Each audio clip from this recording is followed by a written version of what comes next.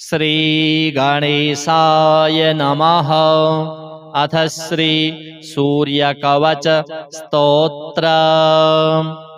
याज्ञवल्क्य उवाच शृणुष्व मुनिशार्दूल सूर्यस्य कवचं शुभं शरीरारोग्यदं दिव्यं सर्वसौभाग्यदायकं देदीप्यमानमुकुटं स्फुरन्मकरकुण्डलं ध्यात्वा सहस्रकिरणं स्तोत्रमेतत् उदीरयेत्। शिरो मे भास्करः पातु ललाटं मे मितद्युतिः नेत्रे दिनमणिः पातु श्रवणे वासरेश्वरः घ्राणं घर्मघृणिः पातु वदनं वेदवाहनः जिह्वां मे मानदः पातु कण्ठं मे सुरवन्दितः स्कन्धौ प्रभाकरः पातु वक्षः पातु जनप्रियः पातु पादौ द्वादशात्मा सर्वाङ्गं सकलेश्वरः सूर्यरक्षात्मकं स्तोत्रं लिखित्वा भूर्जपत्रके दधाति यः करे तस्य वशगाः सर्वसिद्धयः शुष्णातो यो जपेत् सम्यक् योधीते स्वस्थमानसः सरोगमुक्तो दीर्घायुः सुखं पुष्टिं च विन्दति। अथ श्री सूर्यमाला स्तोत्र। अस्य श्री सूर्यमाला स्तोत्र महामन्त्रस्य भगवान् वसिष्ठ ऋषिः अनुष्टुप्छन्दः। श्री सूर्यनारायणो देवता ह्रां बीजं ह्रीं शक्तिः ह्रूं कीलकं श्री सूर्यनारायण देवता प्रसादसिद्ध्यर्थे जपे विनियोगः। न्यासौ करन्यासः हृदयन्यासः। ॐ ह्रां अघोर श्री सूर्यनारायणाय अङ्गुष्ठाभ्यां नमः हृदयाय नमः।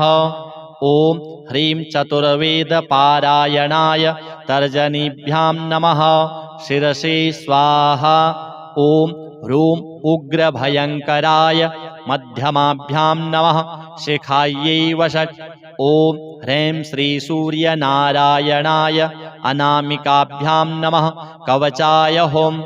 ॐ ह्रौं कौपीनमौञ्जीधराय कनिष्ठिकाभ्यां नमः नेत्रत्रयाय वषट्। ॐ ह्रः सहस्रकिरणाय करतलकरपृष्ठाभ्यां नमः अस्त्राय फट्। भूर्भुवस्वरोमिति दिग्बन्धः। ध्यानम् हरितहयरथं दिवाकरं कनकमयाम्बुजरेणुवञ्जरं प्रतिदिनमुदये नवं नवं शरणमुपैमि हिरण्यकेतनम् देदीप्यमानमकुटं मणिकुण्डलमण्डितं ध्यायेत् सहस्रकिरणं स्तोत्रमेवमुदीरयेत्। लमिति पञ्चपूजां परिकल्पयामि। गुरुर्ब्रह्मा गुरुर्विष्णुः गुरुदेवो महेश्वरः गुरुः साक्षात् परं ब्रह्म तस्मै श्रीगुरवे नमः। अथ माला प्रारम्भः। अस्य श्री सूर्यनारायणाय सुदर्शन चक्रपाणिध्वजाय बन्धुपोषणस्वरूपाय सकलदिङ्मण्डलाय शतकोटि विष्णुभुजङ्ग जगदाधाराय शौर्यपराक्रमाय नवग्रह घटनाघटनाय स्थलग्रह घटनाघटनाय ग्रहनिर्मूलनाय ॐ ह्रां ह्रीं सर्वभूतप्रेत पिशाच बद्ध ब्रह्मराक्षस हरणाय अनेकराक्षस स्थलजन्तुखण्डनाय परतन्त्र परवर्म परजपादीन् ध्वंसय विध्वंसय अघोरवीर श्रीसूर्यनारायणाय आत्मयस्त्र मन्त्रतन्त्र संरक्षणाय मम सकलरोगनिवारणाय मारण शल्योच्चाटनादि सर्वाङ्गक्रियाविच्छेदनाय ॐ भग भग भुग भुग चण्ड प्रचण्ड शौर्य पराक्रमाय बहुलोद्धटनाय पूर्वद्वारे बन्ध बन्ध दक्षिणद्वारे बन्ध बन्ध पश्चिमद्वारे बन्ध बन्ध उत्तरद्वारे बन्ध बन्ध आग्नेयद्वारे बन्ध बन्ध नैरृतिद्वारे बन्ध बन्ध वायव्यद्वारे बन्ध बन्ध ईशानद्वारे बन्ध बन्ध अष्टदिक्षु बन्ध बन्ध नवग्रहान् बन्ध बन्ध स्थलग्रहान् बन्ध बन्ध कह कह किरि किरि विवि विवि हल हल कट कट चट चट प्रचट प्रचट स्फुर स्फुर फेल फेल फेट फेट सर्वशून्य निवारणाय इंद्रजाल महेन्द्रजाल रणस्तंभन खड्गस्तंभन खड्गगांडीव विच्छेदनाय आकर्षय आकर्षय गजकर्ण गोकर्ण तर्कविद्याद्याः धर्मविद्याः बन्ध बन्ध भूलोक भुवरलोक सुवरलोक पाताललोक प्रहरणाय ॐ फट् स्वाहा। अस्य सूर्यमाला अस्त्राय फट् स्वर भुवर भुरोमिति दिग्विमोकः अनेन मया कृतेन श्रीसूर्यनारायणस्तृप्यतु परब्रह्मार्पणमस्तु। हरिः ॐ तत्सत्। अथ श्री सर्वरोगनाशक श्री सूर्य स्तवराज स्तोत्र विनियोगः।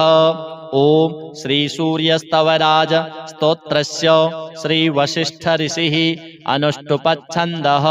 श्री सूर्यो देवता सर्वपापक्षय पूर्वक सर्वरोगोपशमनार्थे पाठे विनियोगः। ऋष्यादिन्यासः श्री वशिष्ठ ऋषये नमः। शिरसि अनुष्टुप्छन्दसे नमः। मुखे श्री सूर्य देवाय नमः। हृदि सर्वपापक्षय पूर्वक सर्वरोगोपशमनार्थे पाठे विनियोगाय नमः। अंजलौ ध्यानम्। ओम रथस्थं चिन्तयेद्भानुं द्विभुजं रक्तवाससे दाडिमी पुष्पसङ्काशं पद्मादिभिः अलङ्कृतम्। ओम विकरतनो विवस्वांश्च मार्तण्डो भास्करो रविः लोकप्रकाशकः श्रीमान् लोकचक्षुग्रहेश्वरः लोकसाक्षी त्रिलोकेशः कर्ता हर्ता तमिस्रः तपनः तापनः चैव शुचिः सप्ताश्ववाहनः गभस्तिहस्तो वृद्धनश्च सर्वदेव नमस्कृतः। एकविंशतिः इत्येष स्तव इष्टः सदा मम श्रीः आरोग्यकरः चैव धनवृद्धियशस्करः स्तवराज इति ख्यातः त्रिषु लोकेषु विश्रुतः। यः एतेन महाबाहो द्वे सन्ध्ये स्तिमितोदये स्तौति मां प्रणतो भूत्वा सर्वपापैः प्रमुच्यते। कायिकं वाचिकं चैव मानसं यच्च दुष्कृतम् एकजप्येन तत्सर्वं प्रणश्यति ममाग्रतः। एकजप्यश्च होमश्च सन्ध्योपासनमेव च बलिमन्त्रोऽर्घ्यमन्त्रश्च धूपमन्त्रस्तथैव च अन्नप्रदाने स्नाने च प्रणिपाति प्रदक्षिणे पूजितोऽयं महामन्त्रः सर्वव्याधिहरः शुभः। एवम् उक्त्वा तु भगवान् भास्करो जगदीश्वरः आमन्त्र्य कृष्णतनयं तत्रैवान्तरधीयत। शाम्बोऽपि स्तवराजेन स्तुत्वा सप्ताश्ववाहनः पूतात्मानीरुजः श्रीमान् तस्माद् रोगाद् विमुक्तवान्। भगवान् सूर्यनामावलिः विकर्तन विवस्वान् मार्तण्ड भास्कर रविः लोकप्रकाशकः श्रीमान् लोकचक्षुग्रहेश्वर लोकसाक्षी त्रिलोकेश कर्ता हर्ता सप्तमिस्रः तपन तापन शुचि सप्ताश्ववाहन गभस्तिहस्त ब्रध्न सर्वदेव नमस्कृत। अथ श्री आदित्य हृदय स्तोत्र। ततो युद्ध परिश्रान्तं समरे चिन्तया स्थितं रावणं चाग्रतो दृष्ट्वा युद्धाय समुपस्थितं दैवतैश्च समागम्य द्रष्टुमभ्यागतो रणम् उपगम्याब्रवीद्रामो मगस्त्यो भगवान् ऋषिः राम राम महाबाहो शृणु गुह्यं सनातनम् येन सर्वा नरीन् वत्स समरे विजयिष्यसि आदित्यहृदयं पुण्यं सर्वशत्रुविनाशनं जयावहं जपे नित्यम् अक्षयं परमं शिवं सर्वमङ्गलमाङ्गल्यं सर्वपापप्रणाशनं चिन्ताशोकप्रशमनम् आयुर्वर्धनमुत्तमम् रश्मिमन्तं समुद्यन्तं देवासुरनमस्कृतं पूजयस्व विवस्वन्तं भास्करं भुवनेश्वरं सर्वदेवात्मको ह्येष तेजस्वी रश्मिभावनः एष देवासुरगणान् लोकान् पाति गभस्तिभिः एष ब्रह्मा च विष्णुश्च शिवः स्कन्दः प्रजापतिः महेन्द्रो धनदः कालो यमः सोमो ह्यपाम्पतिः पितरो वशवः साध्या ह्यश्विनौ मरुतो मनुः वायुर्वहनिः प्रजाप्राणो ऋतुकर्ता प्रभाकरः आदित्यः सविता सूर्यः खगः पूषा गभस्तिमान् सुवर्णसदृशो भानुर्हिरण्यरेता दिवाकरः हरिदश्वः सहस्रार्चिः सप्तसप्तिर्मरीचिमान् तिमिरोन्मथनः शम्भुस्त्वष्टा मार्तण्डकोऽंशुमान् हिरण्यगर्भः शिशिरस्तपनो भास्करो रविः अग्निगर्भोदितेः पुत्रः शङ्खः शिशिरनाशनः व्योमनाथस्तमो भेदी ऋगयजुः पारगः घनवृष्टिरपां मित्रो विन्ध्यवीथिप्लवङ्गमः आतपी मण्डली मृत्युः पिङ्गलः सर्वतापनः कविर्विश्वो महातेजः रक्तः सर्वभवोद्भवः नक्षत्रग्रहताराणामधिपो विश्वभावनः तेजसामपि तेजस्वी द्वादशात्मन्नमोऽस्तु ते नमः पूर्वाय गिरये पश्चिमायाद्रये नमः ज्योतिर्गणानां पतये दिनाधिपतये नमः जयाय जयभद्राय हर्यश्वाय नमो नमः नमो नमः सहस्रांशो आदित्याय नमो नमः नम उग्राय वीराय सारंगाय नमो नमः नमः पद्मप्रबोधाय मार्तण्डाय नमो नमः ब्रह्मेशानाच्युतेशाय सूर्यायादित्यवर्चसे भास्वते सर्वभक्षाय रौद्राय वपुषे नमः तमोघ्नाय हिमघ्नाय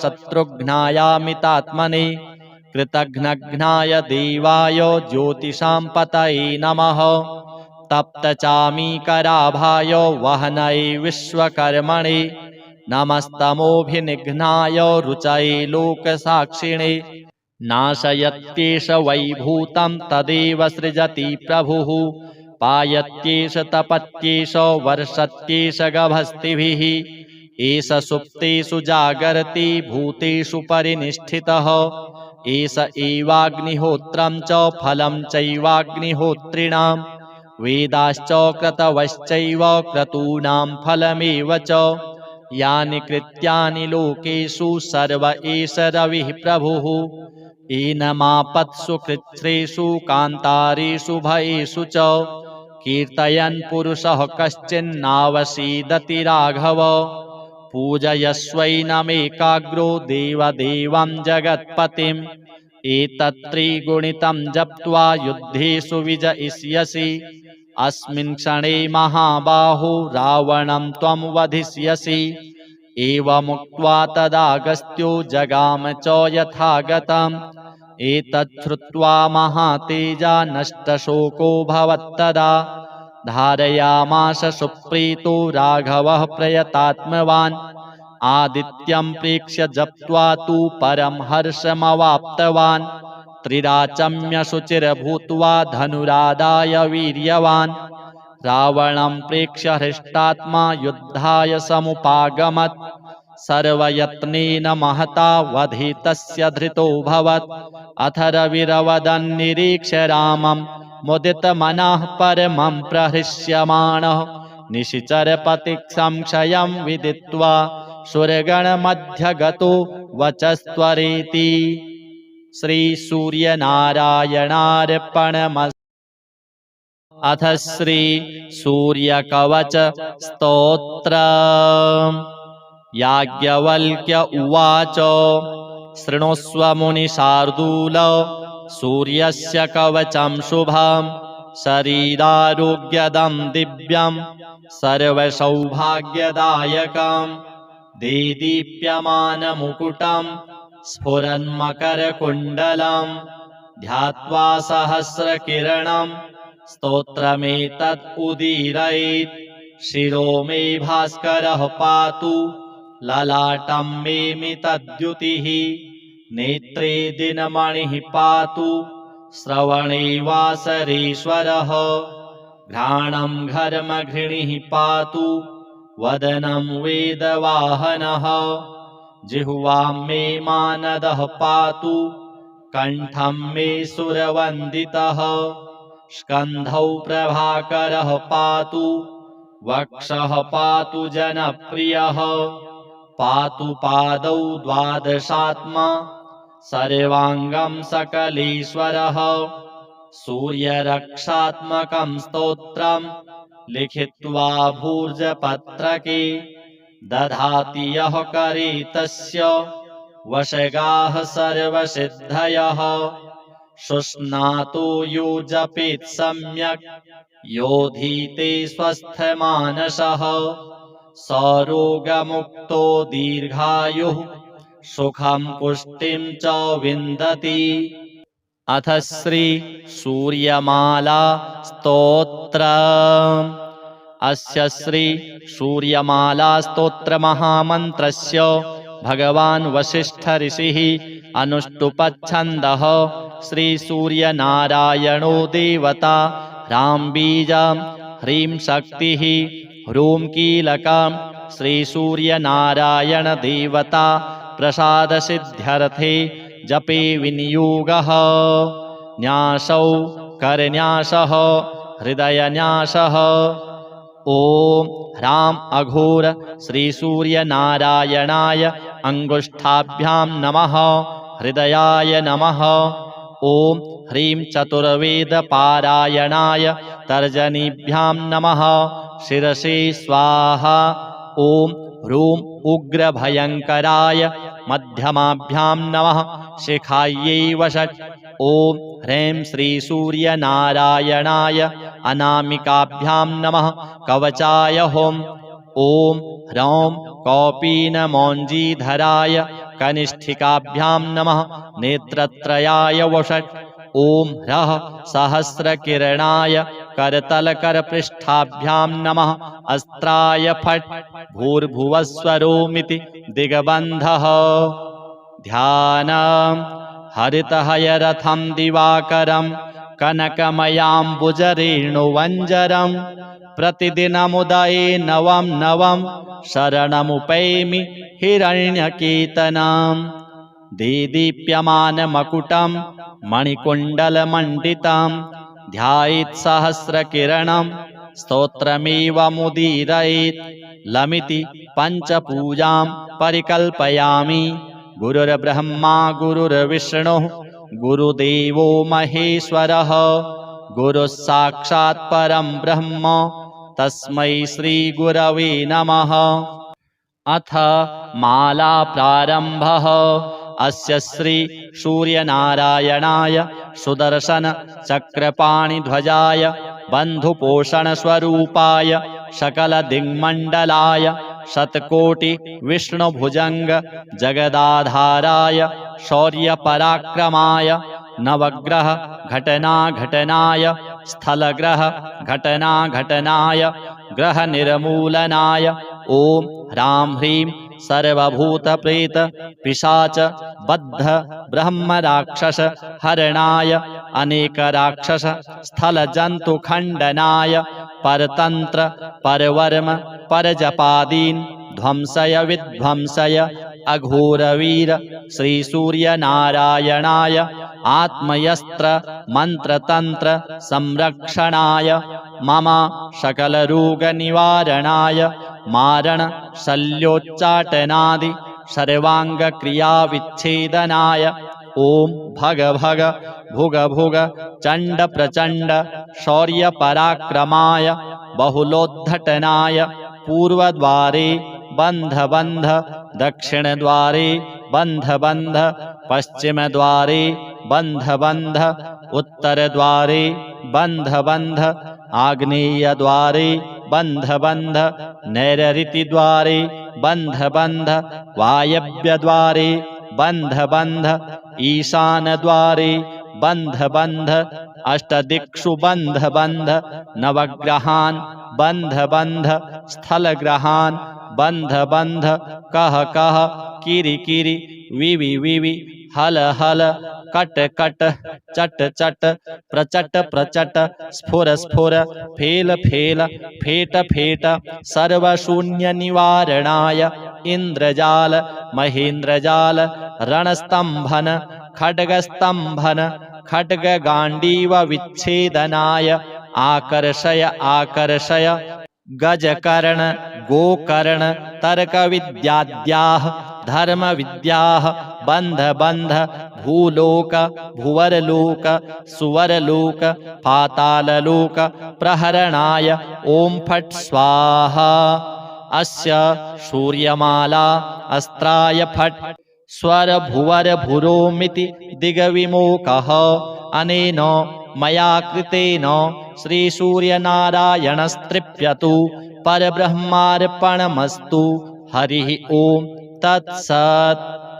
अथ श्री सर्वरोगनाशक श्री सूर्य स्तवराज स्तोत्र विनियोगः। ओम श्री सूर्य स्तवराज स्तोत्रस्य श्री वशिष्ठ ऋषिः अनुष्टुपच्छन्दः श्री सूर्यो देवता सर्वपापक्षय पूर्वक सर्वरोगोपशमनार्थे पाठे विनियोगः। ऋष्यादिन्यासः श्री वशिष्ठ ऋषये नमः। शिरसि अनुष्टुपच्छन्दसे नमः। मुखे श्री सूर्यदेवाय नमः। हृदि सर्वपापक्षय पूर्वक सर्वरोगोपशमनार्थे पाठे विनियोगाय नमः। अंजलौ ध्यानम्। ओम रथस्थं चिन्तयेद्भानुं द्विभुजं रक्तवाससे दाडिमी पुष्पसङ्काशं पद्मादिभिः अलङ्कृतम्। ओम विकर्तनो विवस्वांश्च मार्तण्डो भास्करो रविः लोकप्रकाशकः श्रीमान् लोकचक्षुग्रहेश्वरः लोकसाक्षी त्रिलोकेशः कर्ता हर्ता तमिस्रः तपनः तापनः चैव शुचिः सप्ताश्ववाहनः गभस्तिहस्तो वृद्धनश्च सर्वदेव नमस्कृतः एकविंशतिः इत्येष स्तव इष्टः सदा मम श्रीः आरोग्यकरः चैव धनवृद्धियशस्करः स्तवराज इति ख्यातः त्रिषु लोकेषु विश्रुतः यः एतेन महाबाहो द्वे सन्ध्ये स्तिमितोदये स्तौति मां प्रणतो भूत्वा सर्वपापैः प्रमुच्यते कायिकं वाचिकं चैव मानसं यच्च दुष्कृतम् एकजप्येन तत्सर्वं प्रणश्यति ममाग्रतः एकजप्यश्च होमश्च सन्ध्योपासनमेव च बलिमन्त्रोऽर्घ्यमन्त्रश्च धूपमन्त्रस्तथैव च अन्नप्रदाने स्नाने च प्रणिपाति प्रदक्षिणे पूजितोऽयं महामन्त्रः सर्वव्याधिहरः शुभः एवम् उक्त्वा तु भगवान् भास्करो जगदीश्वरः आमन्त्र्य कृष्णतनयं तत्रैवान्तरधीयत शाम्बोऽपि स्तवराजेन स्तुत्वा सप्ताश्ववाहनः पूतात्मानिरुजः श्रीमान् तस्माद् रोगाद् विमुक्तवान्। भगवान् सूर्यनामावलिः विकर्तन विवस्वान मार्तण्ड भास्कर रविः लोकप्रकाशकः श्रीमान् लोकचक्षुग्रहेश्वर लोकसाक्षी त्रिलोकेश कर्ता हर्ता तमिस्रः तपन तापन शुचि सप्ताश्ववाहन गभस्तिहस्त वृद्धन सर्वदेव नमस्कृत। अथ श्री आदित्य हृदय स्तोत्रम्।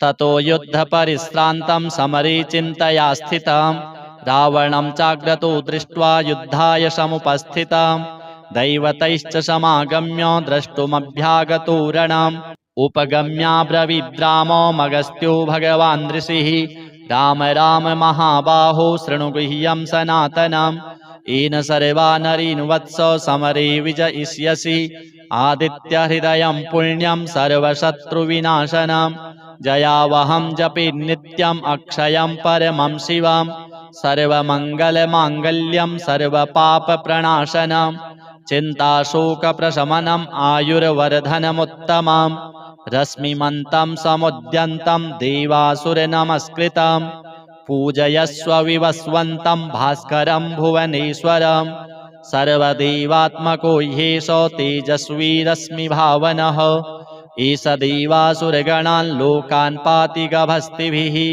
एष ब्रह्मा च विष्णुश्च शिवः स्कन्दः प्रजापतिः महेन्द्रो धनदः कालो यमः सोमो ह्यपाम्पतिः पितरो वशवः साध्या ह्यश्विनौ मरुतो मनुः वायुर्वहनिः प्रजाप्राणो ऋतुकर्ता प्रभाकरः आदित्यः सविता सूर्यः खगः पूषा गभस्तिमान् सुवर्णसदृशो भानुर्हिरण्यरेता दिवाकरः हरिदश्वः सहस्रार्चिः सप्त सप्तिर्मरीचिमान् तिमिरोन्मथनः शम्भुस्त्वष्टा मार्तण्डकोषुमान् हिरण्यगर्भः शिशिरस्तपनो भास्करो रविः अग्निगर्भोदितेः पुत्रः शङ्खः शिशिरनाशनः व्योमनाथस्तमो भेदी ऋग्यजुः सामपारगः घनवृष्टिरपां मित्रो विन्ध्यवीथिप्लवङ्गमः आतपी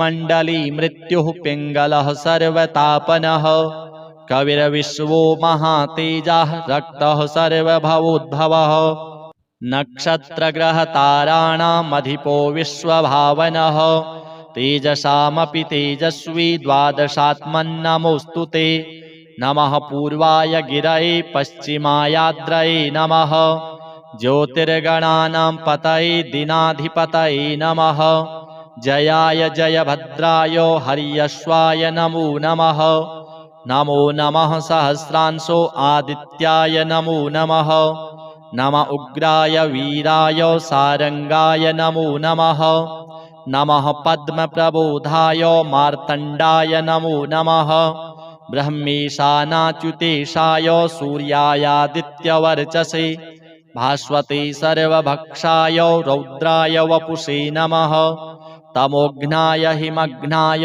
शत्रुघ्नायामितात्मने कृतघ्नघ्नाय देवाय ज्योतिषां पतये नमः तप्तचामीकराभाय वहनये विश्वकर्मणे नमस्तमोभिनिघ्नाय रुचये लोकसाक्षिणे नाशयत्येष वैभूतं तदेव सृजति प्रभुः पायत्येष तपत्येष वर्षत्येष गभस्तिभिः एष सुप्तेषु जागर्ति भूतेषु परिनिष्ठितः एष एवाग्निहोत्रं च फलं चैवाग्निहोत्रिणां वेदाश्च क्रतवश्चैव क्रतूनां फलमेव च यानि कृत्यानि लोकेषु सर्व एष रविः प्रभुः एनमापत्सु कृच्छ्रेषु कान्तारेषु भयेषु च कीर्तयन् पुरुषः कश्चिन्नावसीदति राघव पूजयस्वैनमेकाग्रो देवदेवं जगत्पतिम् एतत्त्रिगुणितं जप्त्वा युद्धेषु विजयिष्यसि। अस्मिन् क्षणे महाबाहो रावणं त्वं वधिष्यसि। एवमुक्त्वा तदागस्त्यो जगाम च यथागतम्। एतत् श्रुत्वा महातेजा नष्टशोको भवत्तदा। धारयामास सुप्रीतो राघवः प्रयतात्मवान्। आदित्यं प्रेक्ष्य जप्त्वा तु परं हर्षमवाप्तवान्। त्रिराचम्य शुचिर्भूत्वा धनुरादाय वीर्यवान्। रावणं प्रेक्ष्य हृष्टात्मा युद्धाय समुपागमत्। सर्वयत्नेन महता वधितस्य धृतोऽभवत्। अथ रविरवदन् निरीक्ष्य रामं मुदितमनः परमं प्रहृष्यमाणः।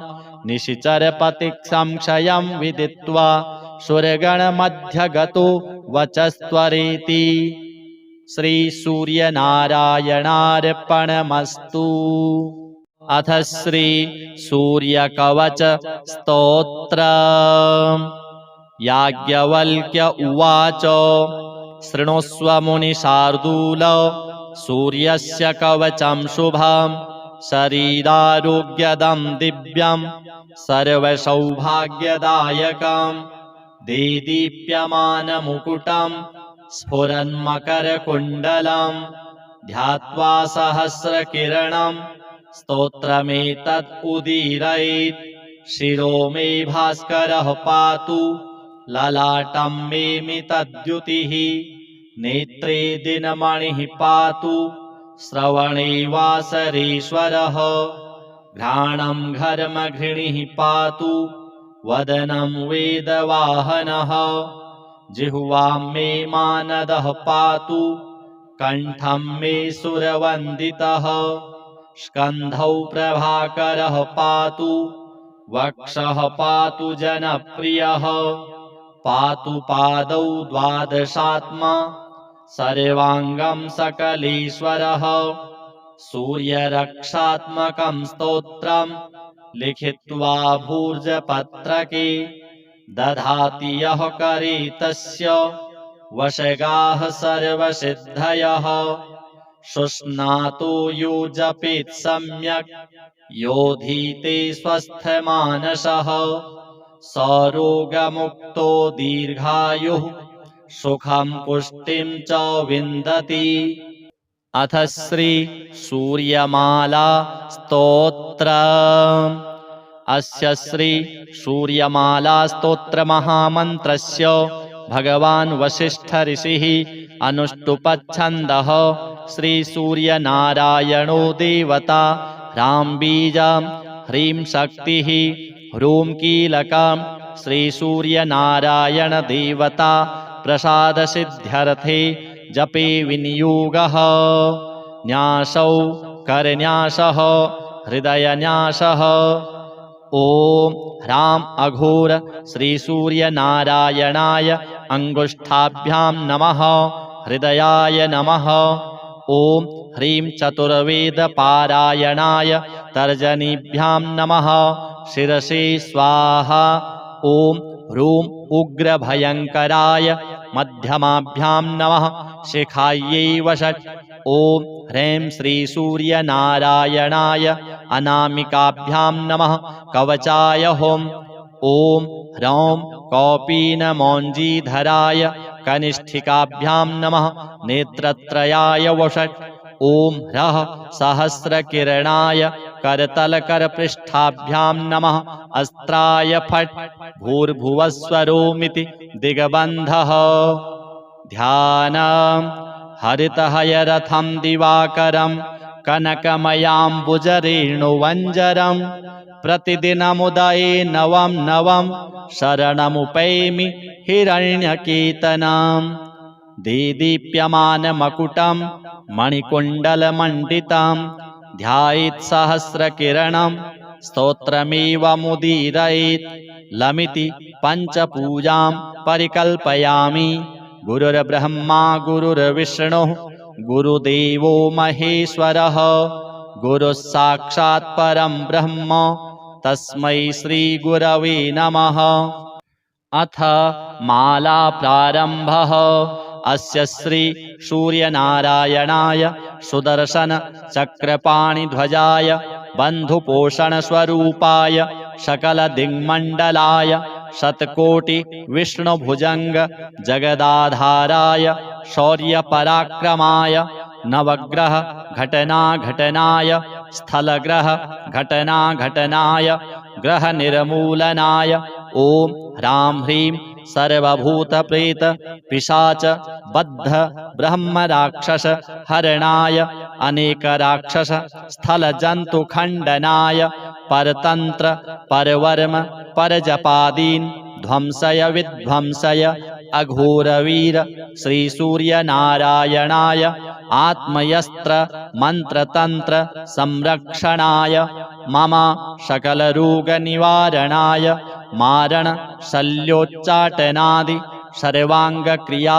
विच्छेदनाय ओम भग भग भुग भुग चंड प्रचंड शौर्य पराक्रमाय बहुलोद्धटनाय पूर्वद्वारे बंध बंध दक्षिण द्वारे बंध बंध पश्चिम द्वारे बंध बंध उत्तर द्वारे बंध बंध आग्नेय द्वारे बंध बंध नैऋति द्वारे बंध बंध वायव्य द्वारे बंध बंध ईशान द्वारे बंध बंध अष्टदिक्षु बंध बंध नवग्रहान बंध बंध स्थलग्रहान बंध बंध कह कह किरि किरि विवि विवि हल हल कट कट चट चट प्रचट प्रचट स्फुर स्फुर फेल फेल फेट फेट सर्वशून्य निवारणाय इंद्रजाल महेंद्रजाल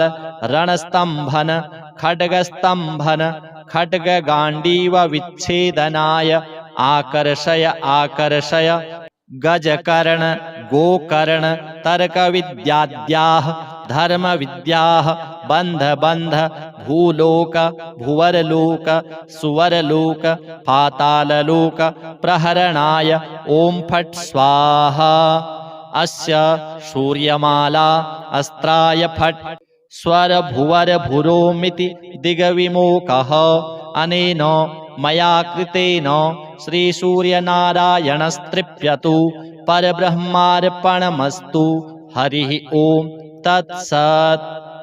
अथ श्री सर्वरोगनाशक श्री सूर्य स्तवराज स्तोत्र विनियोगः। ओम श्री सूर्य स्तवराज स्तोत्रस्य श्री वशिष्ठ ऋषिः अनुष्टुप्छन्दः श्री सूर्यो देवता सर्वपापक्षय पूर्वक सर्वरोगोपशमनार्थे पाठे विनियोगः। ऋष्यादिन्यासः श्री वशिष्ठ ऋषये नमः। शिरसि अनुष्टुप्छन्दसे नमः। मुखे श्री सूर्य देवाय नमः। हृदि सर्वपापक्षय पूर्वक सर्वरोगोपशमनार्थे पाठे विनियोगाय नमः। अंजलौ ध्यानम्। ओम रथस्थं चिन्तयेद्भानुं द्विभुजं रक्तवाससे दाडिमी पुष्पसङ्काशं पद्मादिभिः अलङ्कृतम्। ओम विकरतनो विवस्वांश्च मार्तण्डो भास्करो रविः लोकप्रकाशकः श्रीमान् लोकचक्षुग्रहेश्वरः लोकसाक्षी त्रिलोकेशः कर्ता हर्ता तमिस्रः तपनः तापनः चैव शुचिः सप्ताश्ववाहनः गभस्तिहस्तो वृद्धनश्च सर्वदेव नमस्कृतः एकविंशतिः इत्येष स्तव इष्टः सदा मम श्रीः आरोग्यकरः चैव धनवृद्धियशस्करः स्तवराज इति ख्यातः त्रिषु लोकेषु विश्रुतः यः एतेन महाबाहो द्वे सन्ध्ये स्तिमितोदये स्तौति मां प्रणतो भूत्वा सर्वपापैः प्रमुच्यते कायिकं वाचिकं चैव मानसं यच्च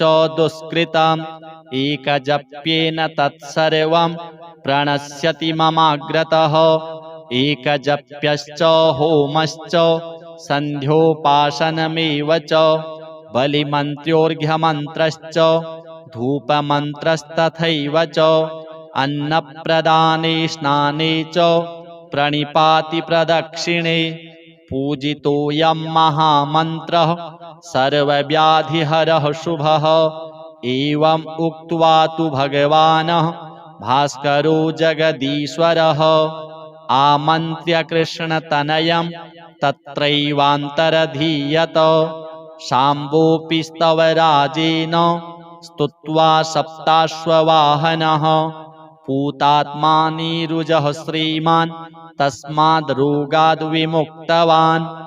भगवान् सूर्यनामावलिः विकर्तन विवस्वान् मार्तण्ड भास्कर रविः लोकप्रकाशकः श्रीमान् लोकचक्षुग्रहेश्वर लोकसाक्षी त्रिलोकेश कर्ता हर्ता तमिस्रः तपन तापन शुचि सप्ताश्ववाहन गभस्तिहस्त ब्रध्न सर्वदेव नमस्कृत।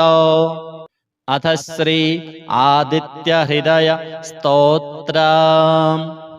ततो युद्ध परिश्रान्तं समरे चिन्तया स्थितं रावणं चाग्रतो दृष्ट्वा युद्धाय समुपस्थितं दैवतैश्च समागम्य द्रष्टुमभ्यागतो रणम् उपगम्याब्रवीद्रामो मगस्त्यो भगवान् ऋषिः राम राम महाबाहो शृणु गुह्यं सनातनम् येन सर्वा नरीन्वत्स समरे विजयिष्यसि आदित्यहृदयं पुण्यं सर्वशत्रुविनाशनम् जयावहं जपे नित्यम् अक्षयं परमं शिवम् सर्वमङ्गलमाङ्गल्यं सर्वपापप्रणाशनम् चिन्ताशोकप्रशमनम् आयुर्वर्धनमुत्तमम् रश्मिमन्तं समुद्यन्तं देवासुरनमस्कृतम् पूजयस्व विवस्वन्तं भास्करं भुवनेश्वरम् सर्वदेवात्मको ह्येष तेजस्वी रश्मिभावनः एष देवासुरगणान् लोकान् पाति गभस्तिभिः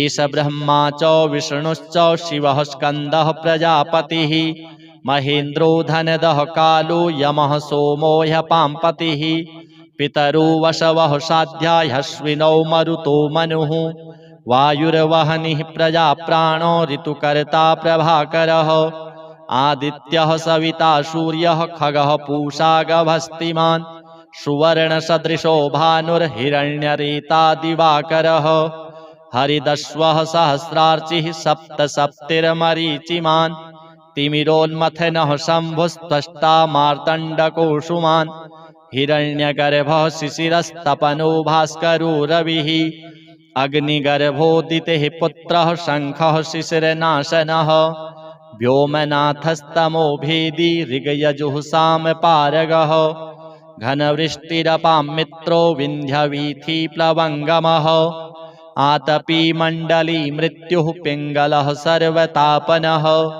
कविर्विश्वो महातेजः रक्तः सर्वभवोद्भवः नक्षत्रग्रहताराणामधिपो विश्वभावनः तेजसामपि तेजस्वी द्वादशात्मन्नमोऽस्तु ते नमः पूर्वाय गिरये पश्चिमायाद्रये नमः ज्योतिर्गणानां पतये दिनाधिपतये नमः जयाय जयभद्राय हर्यश्वाय नमो नमः नमो नमः सहस्रांशो आदित्याय नमो नमः नम उग्राय वीराय सारंगाय नमो नमः नमः पद्मप्रबोधाय मार्तण्डाय नमो नमः ब्रह्मेशानाच्युतेशाय सूर्यायादित्यवर्चसे भास्वते सर्वभक्षाय रौद्राय वपुषे नमः तमोघ्नाय हिमघ्नाय शत्रुघ्नायामितात्मने कृतघ्नघ्नाय देवाय ज्योतिषां पतये नमः तप्तचामीकराभाय वहनये विश्वकर्मणे नमस्तमोभिनिघ्नाय रुचये लोकसाक्षिणे नाशयत्येष वैभूतं तदेव सृजति प्रभुः पायत्येष तपत्येष वर्षत्येष गभस्तिभिः एष सुप्तेषु जागर्ति भूतेषु परिनिष्ठितः एष एवाग्निहोत्रं च फलं चैवाग्निहोत्रिणां वेदाश्च क्रतवश्चैव क्रतूनां फलमेव च यानि कृत्यानि लोकेषु सर्व एष रविः प्रभुः एनमापत्सु कृच्छ्रेषु कान्तारेषु भयेषु च कीर्तयन् पुरुषः कश्चिन्नावसीदति राघव पूजयस्वैनमेकाग्रो देवदेवं जगत्पतिम् एतत्त्रिगुणितं जप्त्वा युद्धेषु विजयिष्यसि अस्मिन् क्षणे महाबाहो रावणं त्वं वधिष्यसि एवमुक्त्वा तदागस्त्यो जगाम च यथागतम् एतत् श्रुत्वा महातेजा नष्टशोको भवत्तदा धारयामास सुप्रीतो राघवः प्रयतात्मवान् आदित्यं प्रेक्ष्य जप्त्वा तु परं हर्षमवाप्तवान् त्रिराचम्य शुचिर्भूत्वा धनुरादाय वीर्यवान् रावणं प्रेक्ष्य हृष्टात्मा युद्धाय समुपागमत् सर्वयत्नेन महता वधितस्य धृतोऽभवत् अथ रविरवदन्निरीक्ष्य रामं मुदितमनः परमं प्रहृष्यमाणः निशिचरपतिः संशयं विदित्वा सुरगणमध्यगतो वचस्त्वरेति श्रीसूर्यनारायणार्पणमस्तु। अथ श्री सूर्यकवच स्तोत्रम्। याज्ञवल्क्य उवाच शृणुष्व मुनिशार्दूल सूर्यस्य कवचं शुभं शरीरारोग्यदं दिव्यं सर्वसौभाग्यदायकं देदीप्यमानमुकुटं स्फुरन्मकरकुण्डलं ध्यात्वा सहस्रकिरणं स्तोत्रमेतत् उदीरयेत् शिरो मे भास्करः पातु ललाटं मे मितद्युतिः नेत्रे दिनमणिः पातु श्रवणे वासरेश्वरः घ्राणं घर्मघृणिः पातु वदनं वेदवाहनः जिह्वां मे मानदः पातु कण्ठं मे सुरवन्दितः स्कन्धौ प्रभाकरः पातु वक्षः पातु जनप्रियः पातु पादौ द्वादशात्मा सर्वाङ्गं सकलेश्वरः सूर्यरक्षात्मकं स्तोत्रं लिखित्वा भूर्जपत्रके दधाति यः करे तस्य वशगाः सर्वसिद्धयः शुष्णातो यो जपेत् सम्यक् योधीते स्वस्थमानसः सरोगमुक्तो दीर्घायुः सुखं पुष्टिं च विन्दति। अथ श्री सूर्यमाला स्तोत्रम्। अस्य श्री सूर्यमाला स्तोत्र महामन्त्रस्य भगवान् वसिष्ठ ऋषिः अनुष्टुप्छन्दः श्री सूर्यनारायणो देवता ह्रां बीजं ह्रीं शक्तिः ह्रूं कीलकं श्री सूर्यनारायण देवता प्रसादसिद्ध्यर्थे जपे विनियोगः न्यासौ करन्यासः हृदयन्यासः। ॐ ह्रां अघोर श्री सूर्यनारायणाय अंगुष्ठाभ्यां नमः हृदयाय नमः। ॐ ह्रीं चतुर्वेदपारायणाय तर्जनीभ्यां नमः शिरसे स्वाहा। ॐ ह्रूं उग्रभयङ्कराय मध्यमाभ्यां नमः शिखायै वषट्। ॐ ह्रीं श्रीसूर्यनारायणाय अनामिकाभ्यां नमः कवचाय हुम्। ॐ ह्रौं कौपीनमौञ्जीधराय कनिष्ठिकाभ्यां नमः नेत्रत्रयाय वषट्। ॐ ह्रः सहस्रकिरणाय करतलकरपृष्ठाभ्यां नमः अस्त्राय फट्। भूर्भुवस्वरोमिति दिग्बन्धः। ध्यानम्। हरितहयरथं दिवाकरं कनकमयाम्बुजरेणुवञ्जरं प्रतिदिनमुदये नवं नवं शरणमुपैमि हिरण्यकेतनम्। देदीप्यमानमकुटं मणिकुण्डलमण्डितं ध्यायेत् सहस्रकिरणं स्तोत्रमेवमुदीरयेत् लमिति पञ्चपूजां परिकल्पयामि। गुरुर्ब्रह्मा गुरुर्विष्णुः गुरुदेवो महेश्वरः गुरुः साक्षात् परं ब्रह्म तस्मै श्रीगुरवे नमः। अथ माला प्रारम्भः।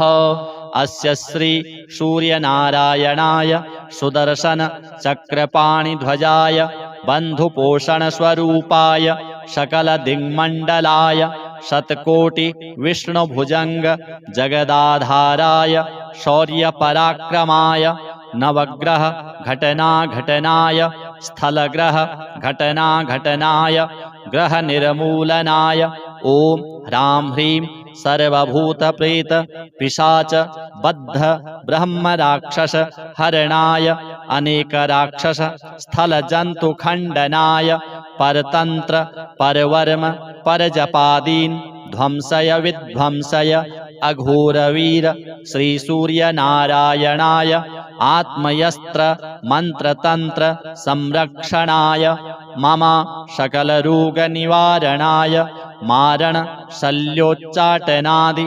सर्वाङ्गक्रियाविच्छेदनाय ॐ भग भग भुग भुग चण्ड प्रचण्ड शौर्यपराक्रमाय बहुलोद्धटनाय पूर्वद्वारे बन्ध बन्ध दक्षिणद्वारे बन्ध बन्ध पश्चिमद्वारे बन्ध बन्ध उत्तरद्वारे बन्ध बन्ध आग्नेयद्वारे बन्ध बन्ध नैरृतिद्वारे बन्ध बन्ध वायव्यद्वारे बन्ध बन्ध ईशानद्वारे बन्ध बन्ध अष्टदिक्षु बन्ध बन्ध नवग्रहान् बन्ध बन्ध स्थलग्रहान् बन्ध बन्ध कह कह किरि किरि विवि विवि हल हल कट कट चट चट प्रचट प्रचट स्फुर स्फुर फेल फेल फेट फेट सर्वशून्यनिवारणाय इन्द्रजाल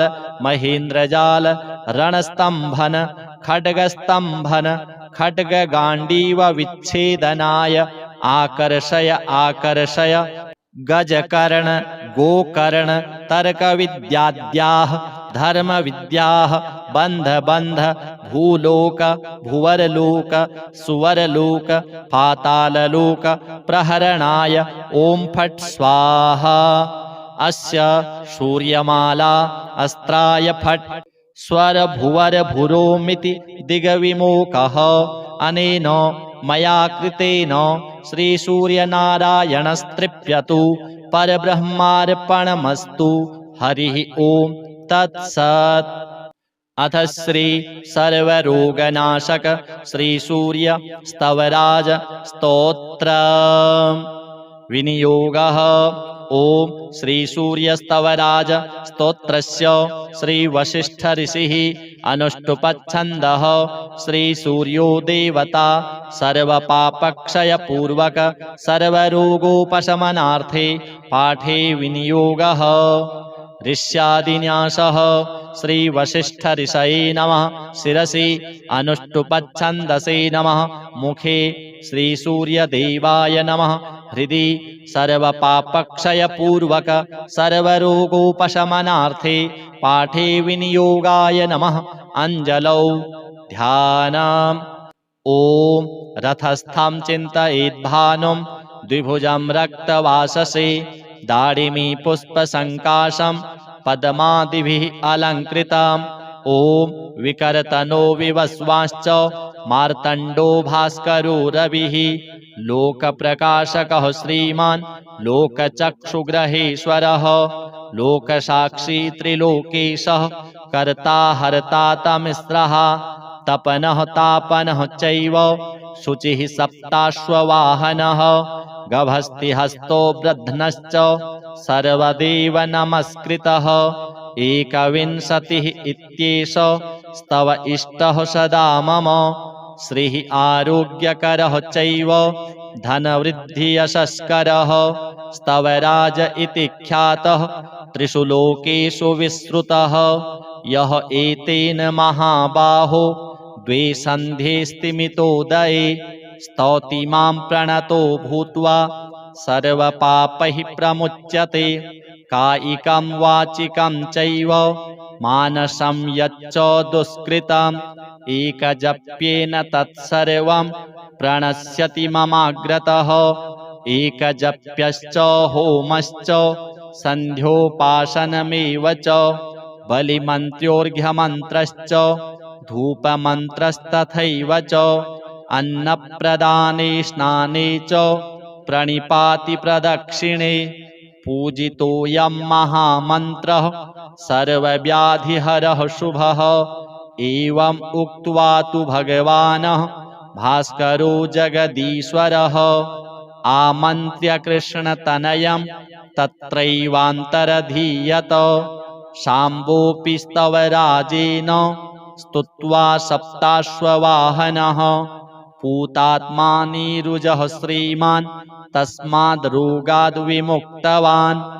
भगवान् सूर्यनामावलिः विकर्तन विवस्वान मार्तण्ड भास्कर रविः लोकप्रकाशकः श्रीमान् लोकचक्षुग्रहेश्वर लोकसाक्षी त्रिलोकेश कर्ता हर्ता तमिस्रः तपन तापन शुचि सप्ताश्ववाहन गभस्तिहस्त ब्रध्न सर्वदेव नमस्कृत।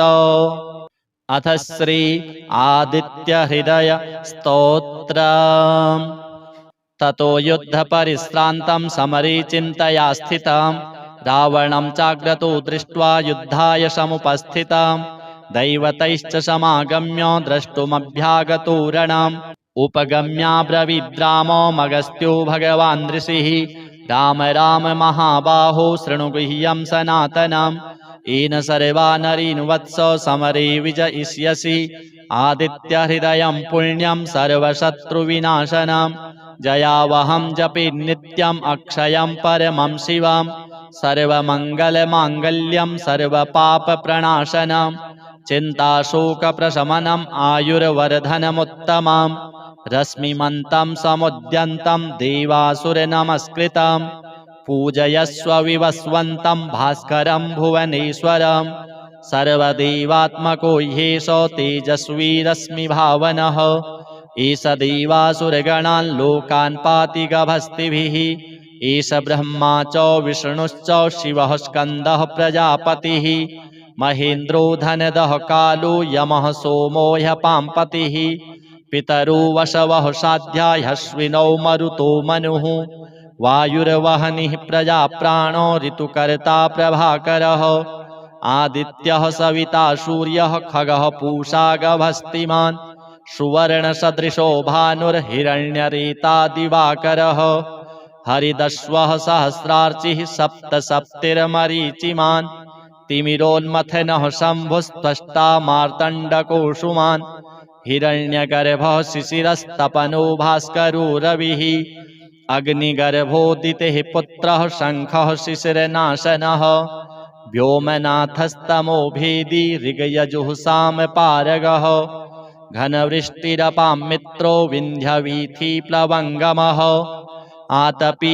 मण्डली मृत्युः पिङ्गलः सर्वतापनः कविर्विश्वो महातेजः रक्तः सर्वभवोद्भवः नक्षत्रग्रहताराणामधिपो विश्वभावनः तेजसामपि तेजस्वी द्वादशात्मन्नमोऽस्तु ते नमः पूर्वाय गिरये पश्चिमायाद्रये नमः ज्योतिर्गणानां पतये दिनाधिपतये नमः जयाय जयभद्राय हर्यश्वाय नमो नमः नमो नमः सहस्रांशो आदित्याय नमो नमः नम उग्राय वीराय सारंगाय नमो नमः नमः पद्मप्रबोधाय मार्तण्डाय नमो नमः ब्रह्मेशानाच्युतेशाय सूर्यायादित्यवर्चसे भास्वते सर्वभक्षाय रौद्राय वपुषे नमः तमोघ्नाय हिमघ्नाय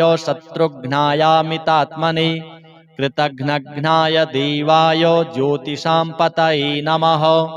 तप्तचामीकराभाय वहनये विश्वकर्मणे नमस्तमोभिनिघ्नाय रुचये लोकसाक्षिणे। नाशयत्येष वैभूतं तदेव सृजति प्रभुः पायत्येष तपत्येष वर्षत्येष गभस्तिभिः एष सुप्तेषु जागर्ति भूतेषु परिनिष्ठितः एष एवाग्निहोत्रं च फलं चैवाग्निहोत्रिणां वेदाश्च क्रतवश्चैव क्रतूनां फलमेव च यानि कृत्यानि लोकेषु सर्व एष रविः प्रभुः एनमापत्सु कृच्छ्रेषु कान्तारेषु भयेषु च कीर्तयन् पुरुषः कश्चिन्नावसीदति राघव पूजयस्वैनमेकाग्रो देवदेवं जगत्पतिम् एतत्त्रिगुणितं जप्त्वा युद्धेषु विजयिष्यसि अस्मिन् क्षणे महाबाहो रावणं त्वं वधिष्यसि एवमुक्त्वा तदागस्त्यो जगाम च यथागतम् एतत् श्रुत्वा महातेजा नष्टशोको भवत्तदा धारयामास सुप्रीतो राघवः प्रयतात्मवान् आदित्यं प्रेक्ष्य जप्त्वा तु परं हर्षमवाप्तवान् त्रिराचम्य शुचिर्भूत्वा धनुरादाय वीर्यवान् रावणं प्रेक्ष्य हृष्टात्मा युद्धाय समुपागमत् सर्वयत्नेन महता वधितस्य धृतोऽभवत् अथ रविरवदन्निरीक्ष्य रामं मुदितमनः परमं प्रहृष्यमाणः निशिचरपतिः संशयं विदित्वा सुरगणमध्यगतो वचस्त्वरेति। श्रीसूर्यनारायणार्पणमस्तु। अथ श्री सूर्यकवच स्तोत्र। याज्ञवल्क्य उवाच शृणुष्व मुनिशार्दूल सूर्यस्य कवचं शुभं शरीरारोग्यदं दिव्यं सर्वसौभाग्यदायकं देदीप्यमानमुकुटं स्फुरन्मकरकुण्डलं ध्यात्वा सहस्रकिरणं स्तोत्रमेतत् उदीरयेत् शिरो मे भास्करः पातु ललाटं मे मितद्युतिः नेत्रे दिनमणिः पातु श्रवणे वासरेश्वरः घ्राणं घर्मघृणिः पातु वदनं वेदवाहनः जिह्वां मे मानदः पातु कण्ठं मे सुरवन्दितः स्कन्धौ प्रभाकरः पातु वक्षः पातु जनप्रियः पातु पादौ द्वादशात्मा सर्वाङ्गं सकलेश्वरः सूर्यरक्षात्मकं स्तोत्रं लिखित्वा भूर्जपत्रके दधाति यः करे तस्य वशगाः सर्वसिद्धयः शुष्णातो यो जपेत् सम्यक् योधीते स्वस्थमानसः सरोगमुक्तो दीर्घायुः सुखं पुष्टिं च विन्दति।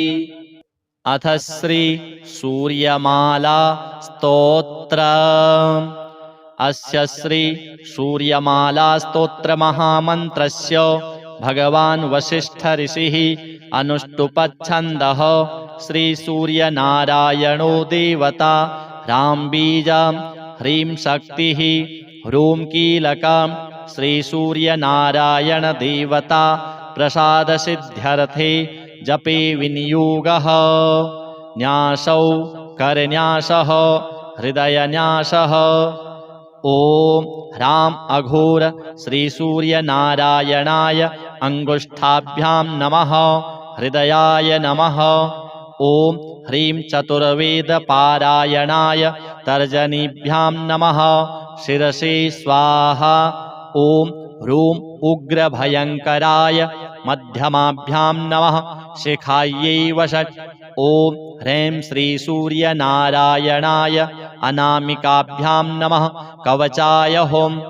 ॐ ह्रौं कौपीनमौञ्जीधराय कनिष्ठिकाभ्यां नमः नेत्रत्रयाय वषट्। ॐ ह्रः सहस्रकिरणाय करतलकरपृष्ठाभ्यां नमः अस्त्राय फट्। भूर्भुवस्वरोमिति दिग्बन्धः। ध्यानम् हरितहयरथं दिवाकरं कनकमयाम्बुजरेणुवञ्जरं प्रतिदिनमुदये नवं नवं शरणमुपैमि हिरण्यकेतनम्।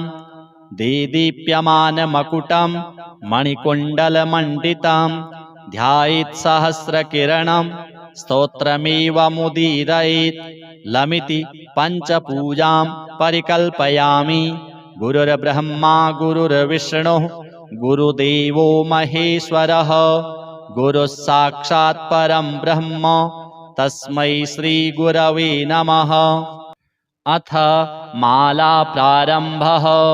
अस्य श्री सूर्यनारायणाय सुदर्शन चक्रपाणिध्वजाय बन्धुपोषणस्वरूपाय सकलदिङ्मण्डलाय शतकोटि विष्णुभुजंग जगदाधाराय शौर्यपराक्रमाय नवग्रह घटनाघटनाय स्थलग्रह घटनाघटनाय ग्रह निर्मूलनाय ओम ह्रां ह्रीं सर्वभूतप्रेत पिशाच बद्ध ब्रह्म राक्षस हरणाय अनेक राक्षस स्थल जंतु खंडनाय परतंत्र परवर्म परजपादीन ध्वंसय विध्वंसय अघोरवीर श्री सूर्य नारायणाय आत्मयस्त्र मंत्रतंत्र संरक्षणाय मम सकल रोग निवारणाय मारण शल्योच्चाटनादि सर्वांग क्रिया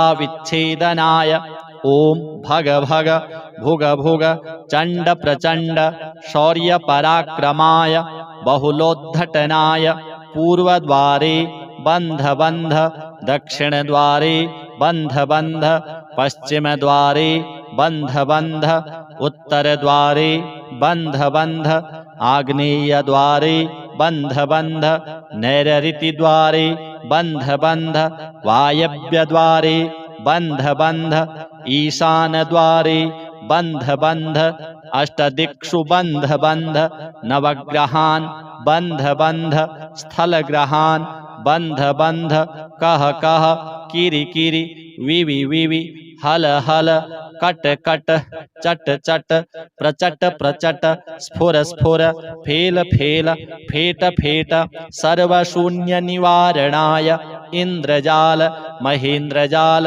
रणस्तंभन खड्गस्तंभन खड्ग गांडीव विच्छेदनाय आकर्षय आकर्षय गजकर्ण गोकर्ण तर्क विद्याद्याः धर्म विद्याः बंध बंध भूलोक भुवरलोक सुवरलोक पाताललोक प्रहरणाय ओम फट् स्वाहा। अस्य सूर्यमाला अस्त्राय फट् स्वर भुवर भुरोमिति दिग्विमोकः अनेन मया कृतेन श्री सूर्यनारायणस्तृप्यतु परब्रह्मार्पणमस्तु। हरिः ओम तत्सत्।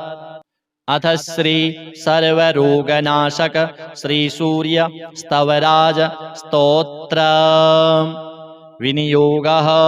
ओम श्री सूर्य स्तवराज स्तोत्रस्य श्री वशिष्ठ ऋषिः अनुष्टुप्छन्दः।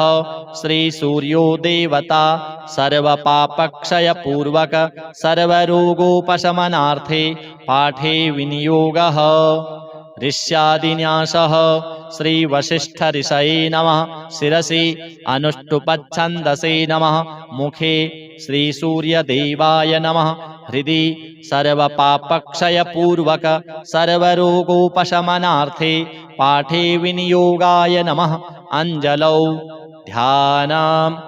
ओम रथस्थं चिन्तयेद्भानुं द्विभुजं रक्तवाससे दाडिमी पुष्पसङ्काशं पद्मादिभिः अलङ्कृतम्। ओम विकरतनो विवस्वांश्च मार्तण्डो भास्करो रविः लोकप्रकाशकः श्रीमान् लोकचक्षुग्रहेश्वरः लोकसाक्षी त्रिलोकेशः कर्ता हर्ता तमिस्रः तपनः तापनः चैव शुचिः सप्ताश्ववाहनः गभस्तिहस्तो वृद्धनश्च सर्वदेव नमस्कृतः एकविंशतिः इत्येष स्तव इष्टः सदा मम श्रीः आरोग्यकरः चैव धनवृद्धियशस्करः स्तवराज इति ख्यातः त्रिषु लोकेषु विश्रुतः यः एतेन महाबाहो द्वे सन्ध्ये स्तिमितोदये स्तौति मां प्रणतो भूत्वा सर्वपापैः प्रमुच्यते कायिकं वाचिकं चैव मानसं यच्च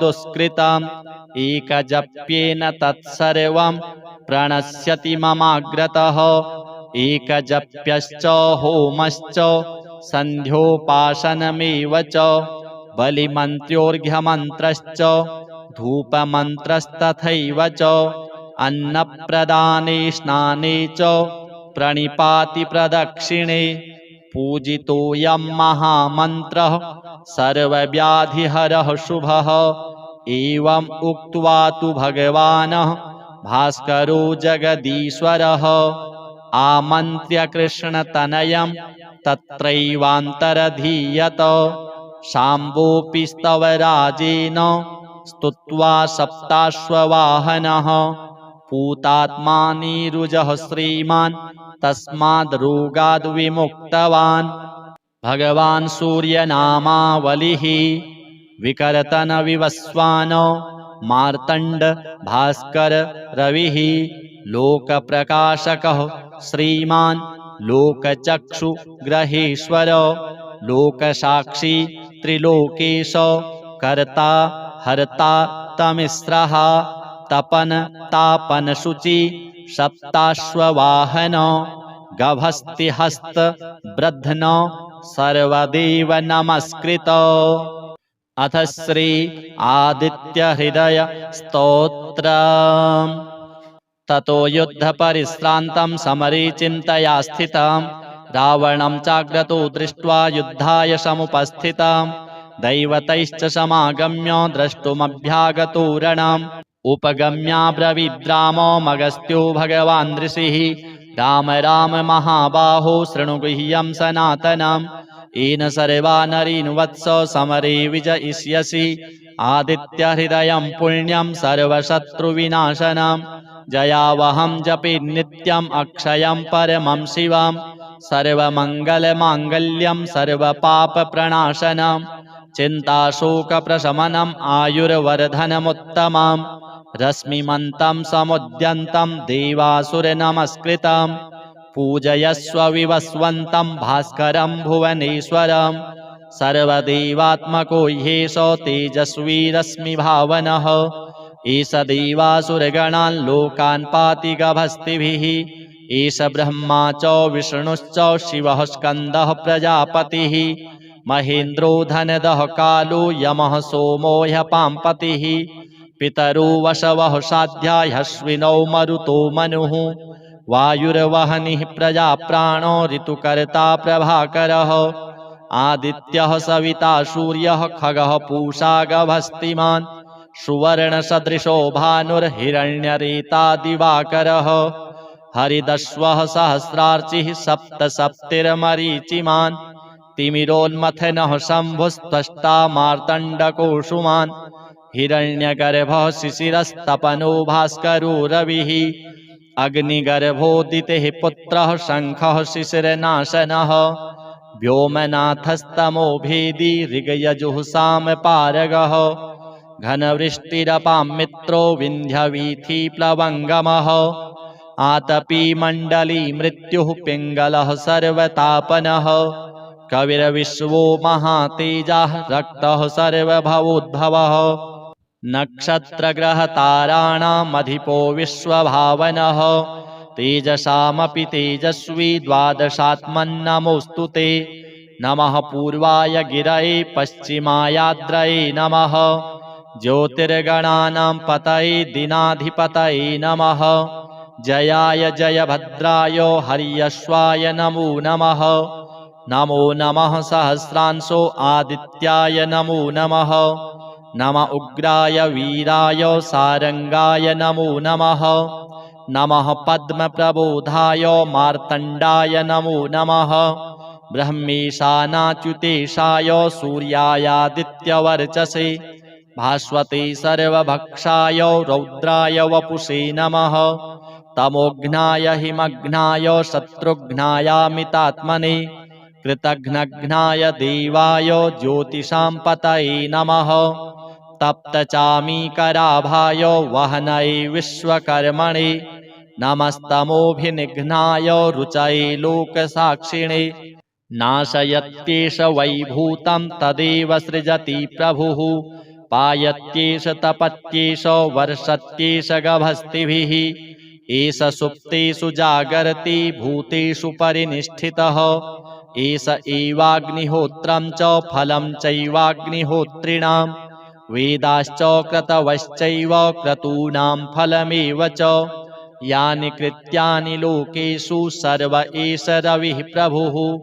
एनमापत्सु कृच्छ्रेषु कान्तारेषु भयेषु च कीर्तयन् पुरुषः कश्चिन्नावसीदति राघव। पूजयस्वैनमेकाग्रो देवदेवं जगत्पतिम् एतत्त्रिगुणितं जप्त्वा युद्धेषु विजयिष्यसि। अस्मिन् क्षणे महाबाहो रावणं त्वं वधिष्यसि। एवमुक्त्वा तदागस्त्यो जगाम च यथागतम् एतच्छ्रुत्वा महातेजा नष्टशोको भवत्तदा। धारयामास सुप्रीतो राघवः प्रयतात्मवान् आदित्यं प्रेक्ष्य जप्त्वा तु परं हर्षमवाप्तवान्। त्रिराचम्य शुचिर्भूत्वा धनुरादाय वीर्यवान् रावणं प्रेक्ष्य हृष्टात्मा युद्धाय समुपागमत्। सर्वयत्नेन महता वधितस्य धृतोऽभवत्। अथ रविरवदन्निरीक्ष्य रामं मुदितमनः परमं प्रहृष्यमाणः निशिचरपतिः संशयं विदित्वा सुरगणमध्यगतो वचस्त्वरेति। श्रीसूर्यनारायणार्पणमस्तु।